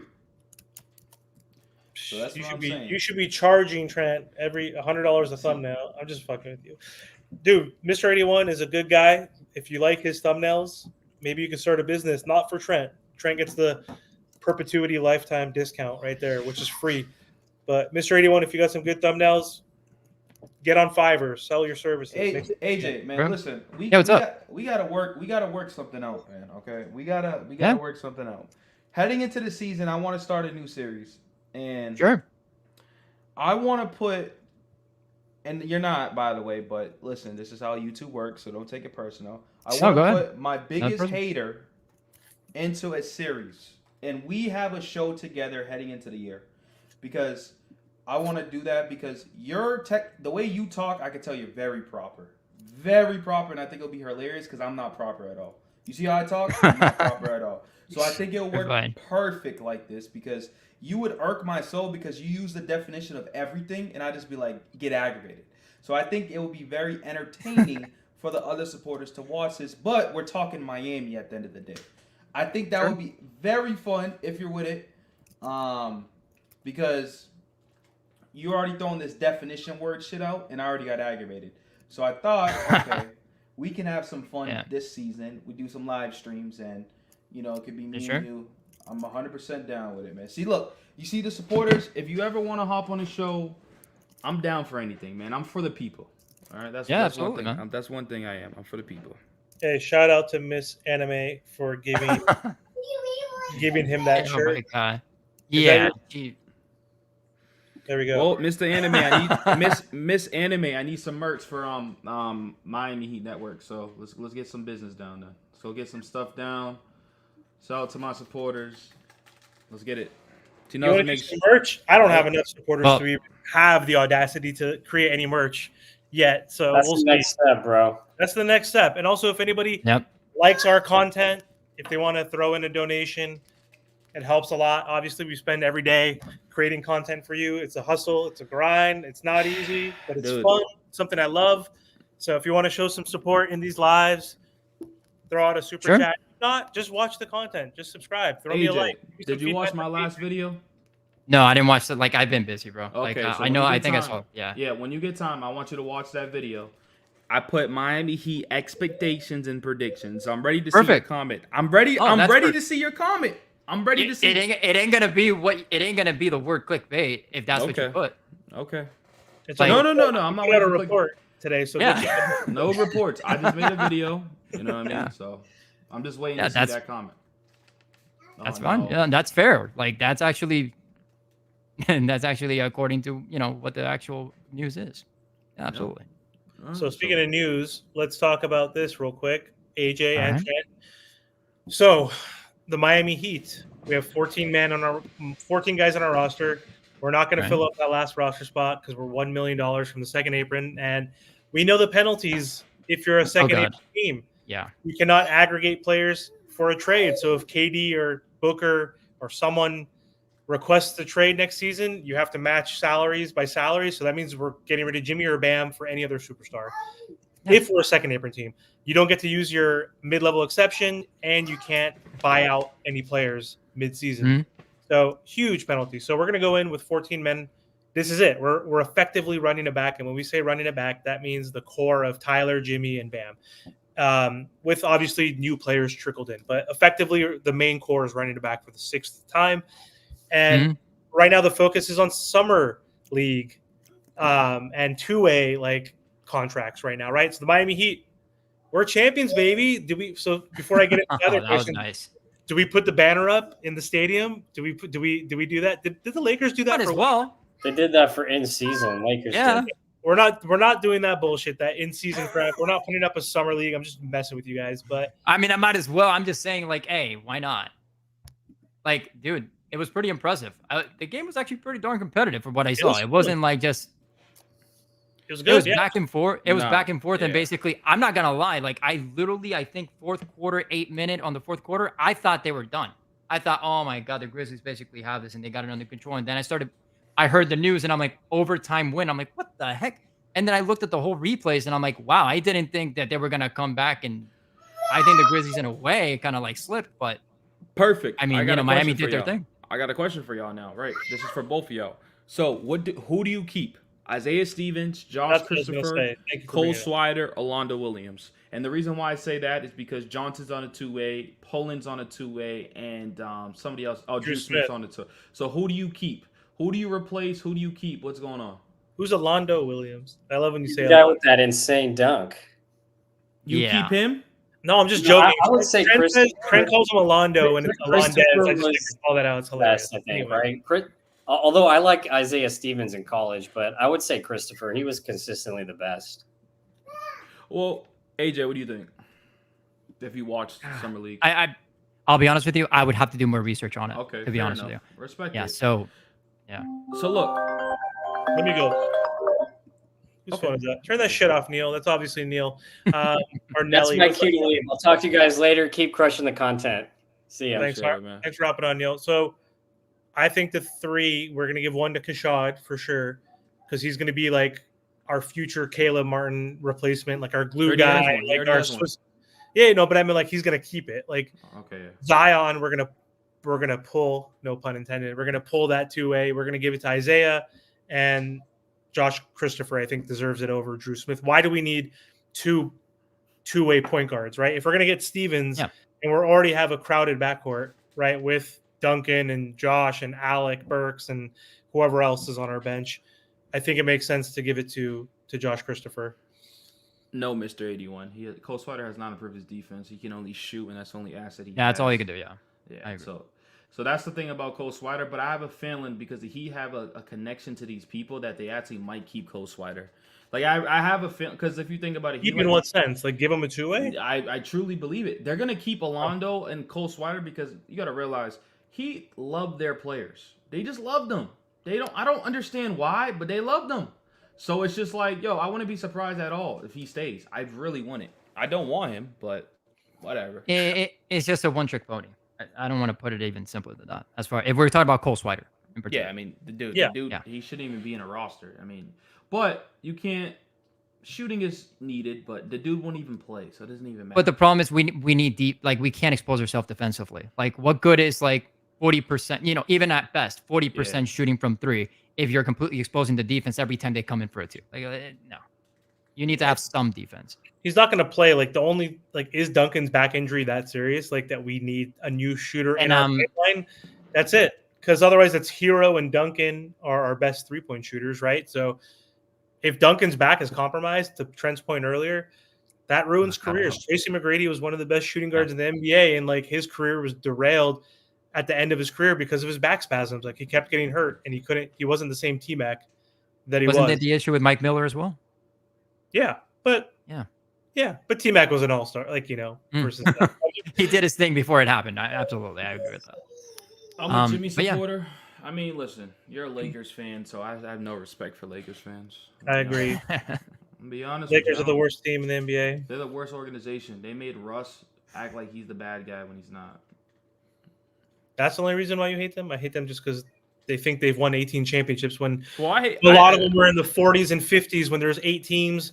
African Americans weren't allowed to play basketball, and literally they're playing against janitors and plumbers. So, like, that's my fault with the Lakers and Celtics. They won all these championships in the 50s and 60s, like when it was a lot easier to win a championship. But anyway, my opinion. Go ahead, Trent. Sorry. I mean, listen, man, if you bash Russ, I don't like you. So I like Russ. What do you mean? I gotta ask you about Russ, bro. Like, he's got a motor without a doubt, but you do know that the locker room, like conflicts that we talk, that he has. There's nothing wrong because he's a hard player. He's like a Jimmy Butler type of player. Don't get me wrong. In the sense of like, hey, I'm going to tell you how it is. I play all the way and so forth. No doubt. Yep. But I don't know like how Jimmy and Russ would even handle themselves. Like, I don't even know how that would work. Just from a personality standpoint. Listen, personality standpoint, 100% agree, right? That would definitely be a problem. But if you're talking about locker room, Russ never had a locker room problem, and he never did. The Lakers made that bullcrap report up saying he was a bad person, which is false because every teammate that he had always said he was a good person and was a leader in the locker. Play style, that's totally different. We're talking about his character and individual, how he like presented himself. That was always lies. If you notice, the only team that said that was the Lakers. No other team said that. Oh yeah, no, 100%. Yeah, so I mean, dude, I don't believe that. But if you're talking about Jimmy, how Jimmy's attitude and Russ, like, I don't think that would be. I think they'll actually have a brawl. I think they'll actually fight. Right. So my take, forgetting the actual like Lakers, situation itself. Yeah. What I mean is, when you don't know who the leader is, because then maybe one of them's trying to be more dominant than the other, then it creates a kind of like a misconception as to, okay, who do we follow the lead with? Who is actually creating the plays? Basically, Russ can come out and say, well, hey, I'm the point guard. Follow me. Then Jimmy might come and say, well, no, wait a minute. I'm the leader of the team. We're going to decide what we're going to do. That is my fear. Not so much that he creates drama. It's more of just the personality coming out. I mean, they both are who they are, and that's kind of my concern. I mean, AJ, we never got to worry about this. Russ is never. Oh, no, absolutely, for sure. Yeah, I think Russ already knew this. That's why he didn't even... Nothing came of it of him coming here. F Russ, he ain't a champion. See, look, this is the clown. Ban him now. I thought you liked this radio one. He's a clown. You start talking about Russ, you're a clown. F Russ because he ain't a champion, huh? Your Lakers are a freaking fraud. They suck. Yeah, that team is done next season. Dude, they won 1 championship in the whole LeBron James era. I wanted to ask, because this is kind of like one of the things I wanted to have somebody talk about, and I've never heard anybody talk about this. I know, like, what do you think? Do you think LeBron James, if he would actually took his ego aside and would have decided to stay in Miami, do you think he would have won 2 more championships in Miami? Yes. Okay, so we are. Well, not maybe. I don't know. At least 1 championship. Sure. I think so. I think when he said not 1, not 2, not 4, not 7, and he left prematurely, like, I was pissed. Mm-hmm. I didn't expect that. And I mean, I honestly, quite frankly, lost interest in LeBron and respect. I never liked LeBron before he came to Miami because why? He was always going head to head against D Wade, right? D Wade obviously was not the same caliber as him, but when they would compete one-on-one, they had a 50-50 battle. I forgot their record before he joined the Miami Heat. They were like 7-7 against each other in the regular season. D-Wade would put up 35, 40 points against him and compete one-on-one with LeBron. So I always saw that Dwayne Wade was going to be a superstar. We all saw that after his second year when we got Shaq in 2004, right. How he quickly elevated. And so I saw him in the same light as a LeBron. I obviously never thought he was better than LeBron because that's crazy. But I never liked him. Yeah, Right. it was the knees from doing weight. That's all it was. Yeah, And- I never liked LeBron because he's competing with D Wade, right? And for Mhm. that spotlight. So when he joined us, I was like, that's fine, because anytime LeBron wins a championship, so does Wade, and he'll always have one more at the time. That's true. But yeah, I think we would have figured it out because of one main reason. Like, I know D Wade's knee was a big issue. Obviously, he would have to Mhm. drain his knee, and he wasn't the same like during that big three era. Like, he had a couple good years, but a couple of those years was carried by LeBron. Yeah. And then Bosch was kind of leapfrogging Dwayne Wade in that totem pole because he was healthy, even though he was always the third man out. And so, again, it's all contingent on Chris Bosch and his blood clots. Like, I guess we would have had the championship immediately after. Because what year did the blood clots happen? Like 16 or 17? Oh yeah, I think It was like 16, right? So if we had Bosch for 2 more seasons and we had that tarnished Dwayne Wade, we still would have won at least one, because I'll tell you why. GM. LeBron is a GM. Yeah. He could pick whoever he wants. We would have figured it out, got some trades, dumped some salaries, and we would have retooled. To your point, Mark, Mike Miller, with his back injury, and then Ray Allen would have left because he was old. Like, we would have replenished, retooled with LeBron, and I think we would have won one more because we saw what he did in Cleveland, right? So he still was the best player on earth. So I think one at least. What about you? Trent. So, I mean, on me, I would have said at least 2. Now, on my particular sense, the only thing I hated about that LeBron did is to announce it so late. Because if I remember correctly, I think he did it July 31st. I don't know. I'm going by memory. And we actually had the ability to probably sign Kyle Lowry at the point. I think Kyle Lowry was in the conversations of coming to Miami Heat or signing him. And I think because of LeBron waiting for so long, we lost that opportunity. And we could have at least. I don't know. I thought it was Kyle Lowry. I could be You might wrong. be right. I don't know why I thought CP was associated or tied to us too as well back then. It could have been, but I think the whole banana boat. You know what I mean? Like, he's part of the banana crew with Carmelo and Wade and LeBron. So I don't know why that popped up. But. So to me, that's the only reason I kind of I hated what LeBron did. I just wish he would have done it like a month earlier. Like, dude, if you already got butthurt by the announcement that happened right after the actual finals, just basically announce that you're leaving, going to Cleveland. Stop playing these games. Stop going to freaking making everybody wait, trying to say you're trying to decide. Just let us know. And I think that's the only drawback and misnomer that I have against LeBron. But overall, yes, they would have won at least 2. Before, obviously, Golden State came out and basically showed up. And all of a sudden decided to show up on the 3. But that's my take on that. What's the logic extending Jimmy the max until he's 39, 40? He won't be that old, by the way, but he would actually be he's turning, sorry, before you answer that, Trent. He's turning 35 in a couple months. So he would be 37 at the end of his contract, not 40 years old. That's a big difference, but I know what you mean, Troy. He's going to be old as shit in general. So I mean, I'm going to be clear. I am not for extending him this upcoming year. The only argument I ever had was to not make it a drama fest and just give him the 1 year. That's my only argument. But unfortunately, it didn't happen that way. We had to make it a whole drama fest. Yeah. Trent, what are your thoughts? I already told you about Jimmy, man. All right, so we're on that. But I think overall, I mean, we'll see what happens with Miami. As far as I'm pretty stoked. I'm hoping Kel'el Ware basically shows up, man. If they put him in there and he does exactly what I'm expecting him to do, and again, doesn't have to be a superstar. He just needs to basically grab those rebounds and basically get, once they get the defensive stop, get the rebound. That's all I need him to do. I agree. Look, I gotta head out. I appreciate you, AJ. We No can problem. always go back and forth. We can start that show. The season starts. Mayor, all love. Everybody that showed out. Appreciate y'all. All supporters and stuff like that. And y'all have a good night. Yep, I got All a few right, minutes left, AJ, and also feel free to hop back on. We're planning on doing these live streams all throughout the week, and I'm sure you guys in the audience are noticing that we're alternating. We need to get onto Trent's channel next, but Martel's done a few lives. I've done a couple now. Trent needs to do some on his channel, so we're just going to be supporting each other, jumping on each other's lives. Absolutely. So yeah, if you ever want to hop in, AJ, maybe you could stay on when I end the stream. That way you could shoot me your email. That Yeah, way, if you absolutely. want to collaborate with us and join the panel again, I could email you or message you just to let you know when we do these lives. So it was Yeah. good having you on. So I really appreciate it. Oh, no But problem. before It was fun. Yeah. I'm surprised Trent didn't recognize me. I'm like, AJ, how many AJs are there? yeah, but I always notice your icon, like more so Yeah, than that's your what I mean. I try to make it kind of obvious. yeah, and I've seen you in the comments, and it's like I've seen positive and constructive feedback, criticism, or whatever, and I take it with a grain of salt, and I'm like, all right, yeah, he's right, like I get it, like I'm totally okay with it.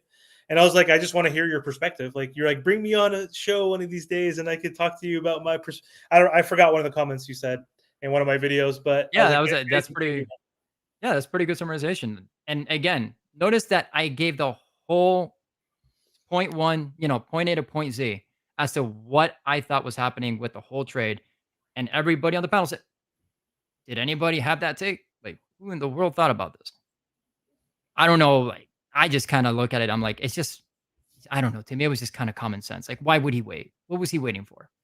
There wasn't a single rumor about another team that he was even remotely honestly thinking.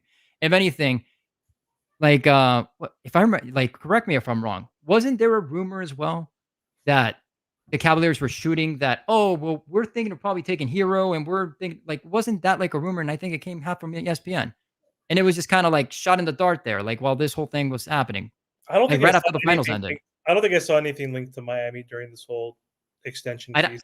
I'll bring it. I'll have to get the source, but I remember they were talking. I think I saw it live on ESPN. Something about like, oh, the Cleveland Cavaliers have been talking about maybe like having a set. Talking about well, they're planning to It's a rumor again, but it came within conversations of what was going on. Rumors, when there's smoke, there's fire. But how precise was that? We don't even know. But when it comes down to it, that's kind of my misnomer, and that's why. If it makes sense now, why I made the comments that I made. And this is why I was like, dude, we're literally shooting ourselves in the foot. That was just all my take. We've done that a lot. The front office has done that a lot in the last Quite a bit. 8 years or so. I mean, but again, we're still one of the top tier organizations in basketball. People talk all their shit about Eric Spoelstra, this and that. Like his rotations are bad and he's stubborn and he made mistakes here and there. It's like, yeah, he's human. He's a coach. Like that happens. He's still all of his positives outweighs everything negative that he's like. That's why he got that 8-year huge extension, and he's still the best coach in the NBA. We have the best developmental program in the NBA. Like we still have the Godfather is still pretty damn lucid. I mean, he's 80 years old, and I mean, he was more lucid than the guy who dropped out of the presidential race, who's only 1 year older than him, right? So, not like some people are actually with it and can continue to succeed at an old age. I don't know about running the country, and I'm not into politics. So I don't know why I'm going down this tangent. Oh, no, you're fine. No. But Yeah, like, I've seen 94-year-olds who could still drive their car, and like, my wife's grandfather at 94 was doing pro bono law just for fun because like he was so with it. He's still alive. He doesn't do that anymore, but he was driving at 94 doing pro bono law, helping out his friends. And it's like just because he's 80 years old doesn't mean he's old over the hill, like senile, washed up, but he's also not perfect. Yeah, being an executive is a really hard, like tough job. So like, yes, we can talk shit on him for making mistakes, but like also he's helped us win 3 championships, and not many teams in the NBA have 3 championships. So there's only 2 slips though. I mean, I got to be honest. Players have egos. Let me ask you this: do you think if Pat Riley would have skipped the whole schmeal about if you're a strong, back in like the LeBron, like right after they lost, if he would have not had that speech, do you think we still have LeBron? Possibly. Yeah, I think so. Yeah. So I did. Yeah. So then it happened again, but this time, totally. It's like with Jimmy Butler. Like, well, we have, I understand he's not wrong. Like statistically, he's not wrong, but optically, you're in the spotlight of literally players trying to determine whether they even want to come here. The number one thing you need to do is show that no matter if they got hurt, show love, give them the 1 year, and at least show that, hey, we're not going to second guess you. We know you got hurt. Maybe you weren't the best player. Maybe you only played 60 games, but we still are behind you. That would have happened. I'm telling you, Spider would have come. Yeah. The chances would have been much higher. You might be right. And also, like, giving that 1 year doesn't seem as horrible when we have to remember that he's making 42 or 46 next year. He has a player option. We still gave him a guaranteed contract, but he is the one who has to be the executive signer on that final year to guarantee that he does come back as a player option. So it's like he is given 2 more years if he wants to stay with his Miami Heat. And that 40, I think it goes from 46 to 52. So he does get that like $6 million raise. And so it would have been 1 extra year, but the way it would have worked though, still would have been 100. Technically it would have been 56 plus 6. It would have been like $62 million more. Yeah. For that extra year, because the player option year for 52 would have been erased. It would have jumped up to 56. So he would have got a raise on that player option plus the 58 or whatever it was to equal the 110, 113 million 2-year extension. So it wouldn't be that bad because Jimmy could still literally play next year. We don't give him the contract. He tests free agency. No one offers him 52 million. Everybody's like, we're going to offer you like Clay. He tested the market. He wanted 35, whatever, 40. He ended up getting 25 or whatever it was per year. Like, I don't know. Jimmy might decide that he's not disgruntled, and like Clay got wrong because he won 4 championships with this team. And, you know, I don't know. I kind of agree with paying a guy for his past to a certain degree, but it's also going to be based on his future. But like, he won 4 championships. Like, he turned that team into a dynasty with Steph Curry. So like, I think he should have gotten what he deserved because he's still 33. Like, I know he's had the major injuries, but he still did average 20 points a game 2 seasons ago. You know, he had an off year last year, which is his worst year at 17 points per game. It's not like he's averaging 7 points or 10 points per game and asking for, you know, $30-40 million. So I don't know. I don't think would have been that big of a deal to give the contract extension, but I also see where other Heat fans are coming from, where he's going to be 37 in that final year. He's already never played more than 65 games in a Heat uniform. Like, he's only going to be hurt more, right? As you age, obviously the healing process takes longer. So I can see where fans say trade him or don't give him the extension. So I can see both sides. But I don't see, like, I agree with that side, but it's all about optics. That's the problem with this whole scenario. Like, if it would have been, if we didn't have Spida, okay, talk about it. Like, if there wasn't any hope whatsoever, he already signed this extension. Like, fine, let's talk about it then. Like, why give him the extension so? It was just that the way and the timing and everything that happened. It's just no coincidence. Like, look at it from Bam's perspective. Like, what is he supposed to say? He probably gave like the go ahead, like, dude, trust me, this team will take care of you. And then he witnesses all this. If you're Bam, what do? You're like, okay. I don't know, man. Like, team does what they do. Right. And he also wanted to probably play with Jimmy too there as part of the big 3. Like, he understands. Oh, yeah, I know. He understands like this is the best chance for a championship is the 3 of us together, but also I could sign another extension with them, right? Or I could sign that extension with the Heat, and that way I'm part of the Bam build. So then it's going to be me and my buddy who are both the same age, 26, 27 years old, roughly. Or I think Spider just turned 28, so he's a year older. But if that big 3 doesn't work out, or if it does work out, then he's part of that second iteration with Bam Adebayo, and that's the best of both worlds for a Mitchell, right? Like, you get a championship and play with your best friend, like, and be that youthful building block, like, alongside him. And the best part about it would have been we would have gotten rid of Herro. That would have been the best part. Oh my god, we're never gonna get rid of Herro, dude. Are you kidding me? And again, like, I love and hate Tyler, but I don't understand how people can't praise and criticize.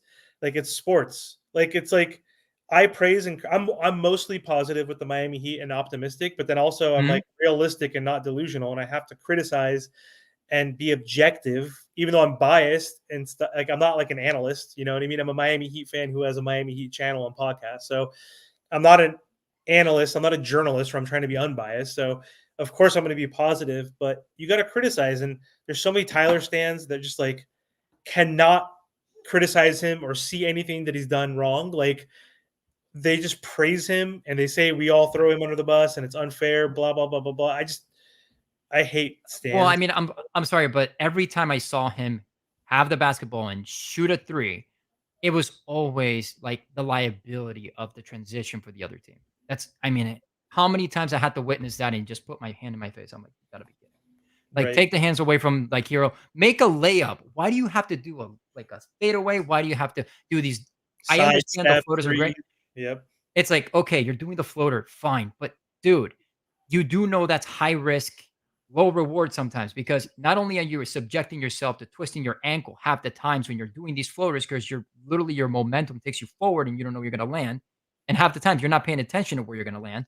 But on top of it, if you actually try to make that layup, you might, you might create a foul opportunity where you'll get free throws. Give me a break. It's all they have. It's so infuriating the way he plays. It's kind of like, oh, please don't touch me because I'll get hurt. Like, dude, take some hits, become a man. That's Yeah. kind of like just my take with him. Yeah, And he that's gets the hurt because frustration. he doesn't take that contact. He doesn't take that extra dribble. He doesn't get to the cup. He does. He can. He's a 3-level scorer, but not consistently. He doesn't do it enough. Like, this generation of basketball players are soft. Like, I don't. It's ridiculous. I'm a 90s kid, right? Like, so Mhm. I grew up in the 90s.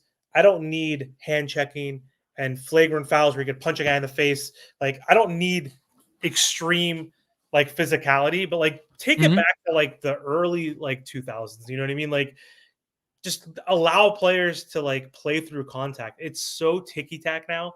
But to your point, he has really good touch. That's why he does the floater. But his issue is that he's afraid to play downhill, or he can't sometimes. I guess he's not skilled enough to get downhill. But he does that floater, and he has to jump really high because he gets blocked a lot. That's another issue I have. When he does get to the rim, he gets blocked a lot. But Mhm. Yeah. he's playing against the trees, so he has to jump high for that floater. And exactly what you said happened. He landed on someone's ankle in the Memphis game, and that's how he missed his second stint last season, where he missed 25, 28 games or whatever it was, because he did that floater. Like, that, he's gotten hurt multiple times from it. Like, he doesn't like It's contact. ridiculous. I I want agree. to like pull my hair out. I'm like, dude, but you know what? It was a testament to show that without Herro, what kind of team we are. Like what happened in the season against the Bucks when he broke his hand. That's a testament of what we look like without Herro. Did we Because the look question better is, without him, though? yes, I would say Even last yes, because season, a you lot of think? the like even last season, did you remember like that 7-game streak that we lost when it was Herro literally at like at the forefront? I think I'm going by memory, so you got to forgive me. But I remember it's like Herro was basically what was it? Jimmy was hurt or Jimmy was out or whatever the case may be, and we lost like 4 in a row, and then it's 7 out of like something crazy. Yeah, we had a really bad streak. I remember we It did was a really weird streak, and I'm like, lost to the Pistons in it and like some crappy teams. and when I'm looking, I'm like, it's always giving the other team the transition basket. That's really what it came down to. And it was always Tyler Herro basically trying to play the hero. I'm like, bro, either try to like get the layup and get fouled, do something at least to slow down the game. Because what you're doing is you're causing your own team to get exhausted. So by the time the third, fourth quarter comes, you're already run out of energy. Like you just don't have the energy to play the necessary defense. Right. And the best analogy I can give you is you've heard the analogy that it takes twice as much energy to punch and miss than to punch and hit. Yep. That's Herro. That's what I have a problem with him. I'm like, bro, like you got the talent. I think he was better off just sticking with 3-point shooting. I think, honestly, I think it was better off because then he would actually be further away, more towards midcourt, and he would be able to get back on defense if he missed the 3. Versus when he actually comes to try to make these floaters and they bounce off, he's still having to try to come back and play defense, and half the time, too late.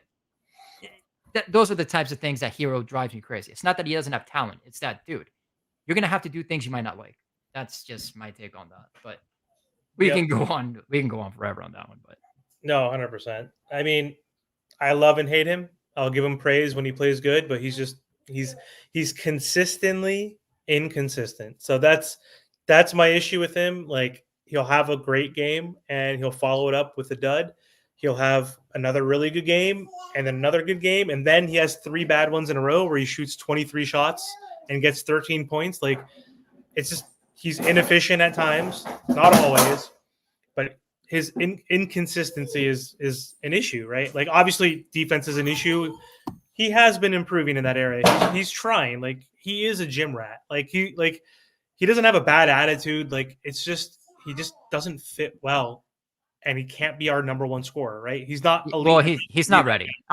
I'm not saying he wouldn't get there. I'm saying he's not ready. and it's fine. There's nothing wrong with it. I mean, Yeah, he has a considering where he's chance, right? at- He's still 24. He could still develop a little bit. but Exactly. So that's not the his- issue. He might have hit his ceiling though. If it seems like he's kind of he's. Do you think he's a finished product, or do you think he still has No, room? no, no. He's not a finished product. The problem is he gave the optics because of his negligence to make it look like he's a finished product. He did that. He's the one saying, "I want to be a starter. I deserve it." When you start with these connotations, that's what created like devalued his actual value. That's what brought down Yeah. his value. It was the fact that all of a sudden, dude, why don't you just naturally, like just be humble about it? Your time will come.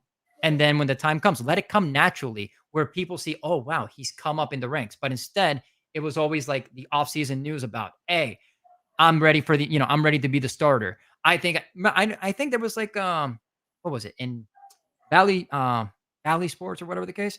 Like there was, I think they were having a party and Tyler Hero was there and they were asking him, are you thinking of being a starter? And he's like, yeah, I'm going to be the starter next season. I'm like, bro, this is why like you're setting all these high ass expectations and then you're not fulfilling them.